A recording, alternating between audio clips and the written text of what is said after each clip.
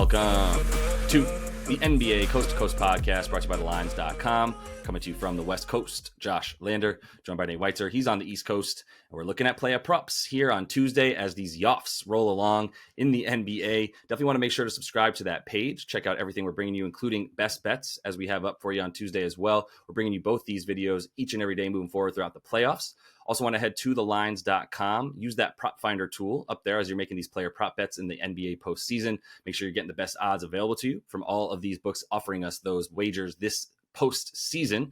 Nate, let's go ahead and jump right into your first best player prop, I should say, here from that Sixers and Knicks game.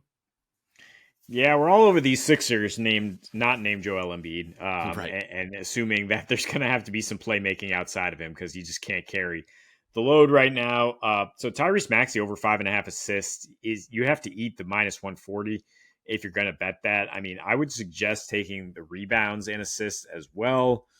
The points are just a little too high. Like then you have to go to 31.5 points and assists, which he's fully capable of getting 30. He averaged 34 the first two at MSG. But I don't know if he's gonna have 26 points here, but I think he's gonna be playmaking, and the numbers would indicate that.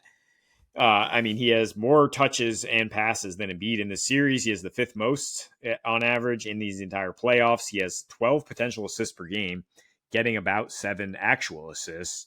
The two at MSG, he averaged 10 assists on 16 potential assists with 103 touches and shot 71% on his drives. The Knicks are going to collapse a little bit more. They don't have Mitch Robb, probably. I mean, he's questionable.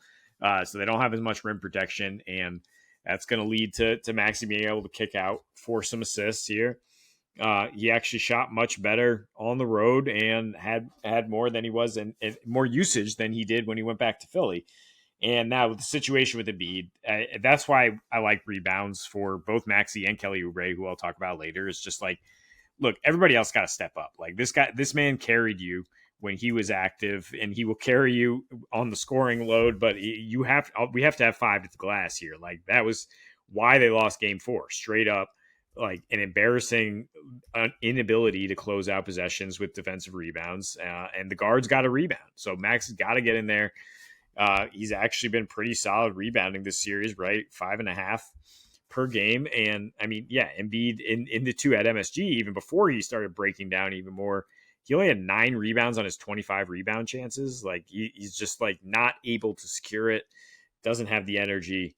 So yeah, I think Maxey, if you want a way to get the odds down, take that as well. Yeah, with the rebounds in there. I mean, the assists they dropped from 6.5 last game. It was like they've been on the cusp the whole series at this point, and you get a little bit better juice when it's 6.5 for the over. You lose it on the under the over on 5.5, obviously, but I still think they're both probably worthwhile bets moving forward. Like you just eat the juice at 5.5, or you take some plus money at 6.5, and both of them are, the 5.5 is way more likely to hit. This is right around that number. But yeah, I would agree with it. I actually like Lowry assists, and they're a little bit lower than Maxey, but these are going to be the two dudes who have the ball in their hands as the two playmakers, and it's really 1A and 1B at this point. I mean, Maxey it's clearly 1A. Maybe we'll do 1A and 1C without a 1B, because Lowry is much so in terms of touches, passes, all those things, involvement in the offense. It's Maxey, but if Maxey tries to get it going and it doesn't go because he's got OG Anunoby on him, then it's Kyle. It's all right, Kyle, you're the outlet here. You've got way more space on the other side, and now it's your world to do what you want. You could put the points in there. The reason I got afraid of the points is he's got to regress at some point. He's just shooting way too well from in this series so far. He's only averaging 6.5 shots. So for him to add 7.5 points to him because he's been making threes at such an incredible rate. Look, it's Kyle Lowry in the playoffs. The legend and the lore continues. So it's all possible. But I just think the assists is something that I really noted as coming along with Joel, because here's the quick in and out of it. With Joe, with the 76ers, he's at about 4.5 assists per game in the time that he's had with them, regular season and now included. However, when Joel came back, those assists started to drop. And you saw that he had to figure out how to play alongside Joel and Tyrese Maxey now, with this offense a little bit less opened up and a little bit more, we run things through Joel Embiid as much as we can. And still, to this point, I would say there's fewer possessions than there would have been if Joel was healthy, where they are running it through him because he's just straight up tired or whatever. So his assists started to drop a little bit. But then in the last 2 to 3 games, really in this whole series, he's gotten that back up to about 7.5 potential assists per game. So, you're needing 4 on about 7 to 8 potential assists. I'm still fine with that at about a 50% clip or so of him getting that, even 55%. Like, that's still a very reasonable number. It's not like he's been getting an absurd amount of assists without the potential assists being there. They're still very much so there. The other thing is he was doing all this in the regular season. You also get a little bit uptick because he was playing fewer minutes in the regular season. And then as the season started to wane and come to the end, and then really once you got into the playoffs, it was like, Nick Nurse is like, that's my guy. So he's going to be on the floor for 32 minutes as long as he doesn't get too many fouls, which he has not so far. He's been staying out of that trouble. And that's why we've seen him at least 30 to 35 minutes in this series, averaging now in the playoffs up at about 34 minutes per game in these first 4. And the potential assists, he's gone over in 2 of 4, but it's the last 2. And everything has been trending upwards, as I kind of mentioned, where he started with Joel at about 4 potential assists per game in the first couple in the regular season. Now we're at about, like I said, 7.5. So I feel really good about that. I also kind of would consider his rebounds, if you wanted to throw that in there. He's got the 3rd most rebound chances on the team in this series after Tobias and Joel. And that's in part because that's what he does. He does the dirty work and he's not afraid to mix it up. Also, it's similar concept for why Josh Hart on the other team gets rebounds against Philly is a similar reason why Kyle Lowry and guards on that team would get rebounds for Philly, which is Joel's probably dealing with at least one guy who's going all out to box him out, if not 2 that are trying to box Joel out at once, which then leaves other guys open to come in and get rebounds, whether it's defensive or offensive. And that's a huge reason for why I think Kyle's been like, I'll take it on myself to do that. Something he's done ever since he was on Villanova, by the way, really good rebounding guard. And then, the only thing I would add too, just while I'm on my Knicks rant here, is if Mitch Rob doesn't play, you might even just get ahead of this now with Precious Achiuwa. He's at 2.5 boards. If Mitch Rob doesn't play at all, then we're talking about 18 to 20 minutes for him as the clear backup to Isaiah Hartenstein. But now we're talking about 18 to 20 minutes where he's probably playing like half of those against B-Ball Paul, right? And he's in a much better position. We saw him get 7 rebounds in 19 minutes in this last game. So 2.5 is just low, and it's a scared line that the books are putting out because they don't know if Mitch Rob is actually going to play or not. But I think it's worth it to take it now. And unless you want to Hawkeye this thing and see as soon as Mitch Rob is listed out that you can get to that bet before it's pulled down, that's one way to play it. But if you want to sprinkle a little bit on over 2.5, I still think it's a good look right now.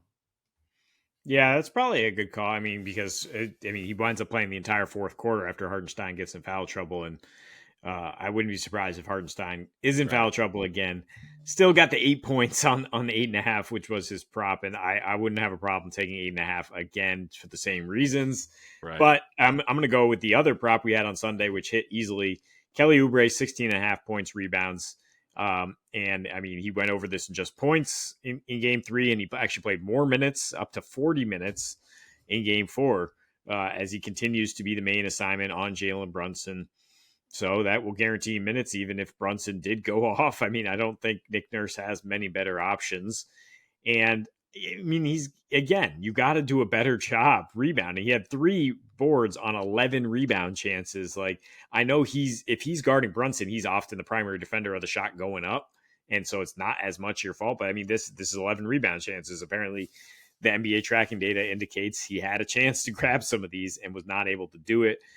He's athletic enough to do a better job on the boards and for that to help him out with the points. But honestly, he's going to be scoring at least 12 to 15 points, provided he doesn't just have an ice cold night, because the Sixers offense just gets so stagnant in the second half. And they need somebody who can create, who can finish in these in between places, and who can capitalize on the fact that the Knicks are throwing double teams at Joel all the time. And that's part of the reason your Lowry assist makes sense, because it's just like the Knicks are willing to just get into rotation and live with the consequences rather than live on an island with Joel Embiid without Mitch Rob. And I mean, that strategy worked very well in the 4th quarter. Wouldn't be surprised to see them uncork it a little more early in the game, and mix it up a little bit in and out of that. And Kelly O's going to be the one who, like I said, has supreme confidence. He will not have any problem pulling the trigger.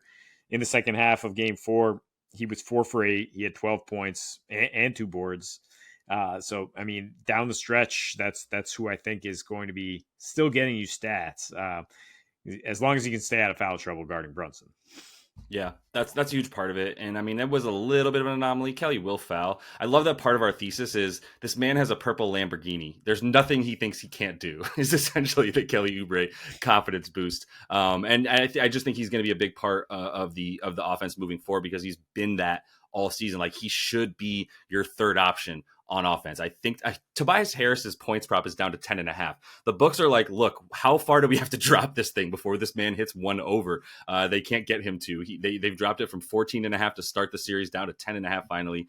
And if that tells you anything you need to know about what Kelly Oubre's involvement should continue to be, I think it's enough. But let me close it out with an under for poor Gary Harris, who just is like, I don't know, man. He's creeping in on that Tony Snell line of like 29 minutes, 0 points, 0 rebounds, like zero everything, because he's just not involved in the offense really at all. And I think it's a really telling sign that Gary Harris has one game this series that he looked good, and that was the one that Jalen Suggs had to dip, but because he got hurt, he rolled his ankle and he was gone in the first half of the first quarter. So Gary Harris was like, I guess now I'm the guy that's the outlet for these dudes to shoot when Paolo gets doubled up top, et cetera, right? But now he's back to the corner and he's back down to being like the fifth option on offense. Like I don't know who you would put under him. He's only averaging in this series. Where did I have him at? I have him at 3.5 field goal attempts per game in the 3 games that were not the one that Jalen Suggs was out.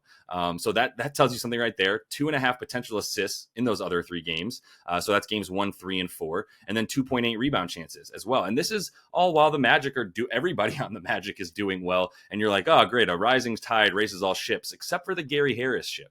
That's the only one that stays down in the very low usage and just go out and guard. And Gary's a very good defender, and that's why he's getting minutes, and he'll probably see another 30 in this one. And to be fair to Gary in games 3 and 4, they didn't need their starters in the fourth quarter. So Gary was one of the first dudes out off the floor, including Paolo. Like both of them had like 29 minutes. Franz was cooking, so they just left Franz in with the others. And that was kind of that in both of those games in 3 and 4 in Orlando. Now we're back. I do expect Cleveland to be better. I don't know what we're going to get from them. They look like a shell of themselves, as you kind of mentioned in Best Bets, with a really nice little series prop for the Magic, if you want to check that out. But I think Gary is just going to continue to be relied upon to play defense, mind his manners, and keep going, and just give the ball back to Paolo, even if you see it, because there's just not even shots going up for him.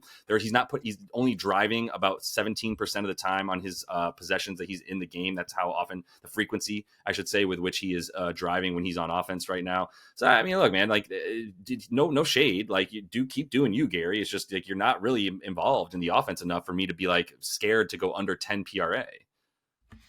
Yeah, and you got to wonder if there's a correlation between him playing a little bit less, getting Fultz and Cole Anthony out there a little bit more back when the series goes back to Orlando, and then unlocking your offense. And it's just like, yeah, if you have somebody out there who's not even willing to shoot, maybe you got to mix it up a little bit. I mean, maybe we get some more Joe Ingles in Game 5 or something. Like, yeah, I mean, Mosley has buttons he can push. That it doesn't necessarily need Harris out there if he has Jalen Suggs hounding Donnie Mitchell the entire game. So, yeah, I mean, I think you can. There's a lot of ways to hit an under especially for a guy who has such a low usage rate, and one of them is just him not being in the rotation in the second half. It's a part of it. Guarding Darius Garland, that is the specific matchup for him, as Suggs is on Mitchell, in which case Darius Garland ain't really hanging out in the paint. His rebound prop is at 2.5 as well, for a good reason, right? So these dudes are just kind of standing out on the 3-point line, guarding each other, and playing most of their buckets from just 3-point line to 3-point line, most of their possessions. But that is all the time we have for you in Playa Props here. We also have Best Bets up, as I mentioned, in another video for Tuesday. So continue to follow along, subscribe to that page. We'll be here with you the rest of these playoffs. And until we see you next, happy betting.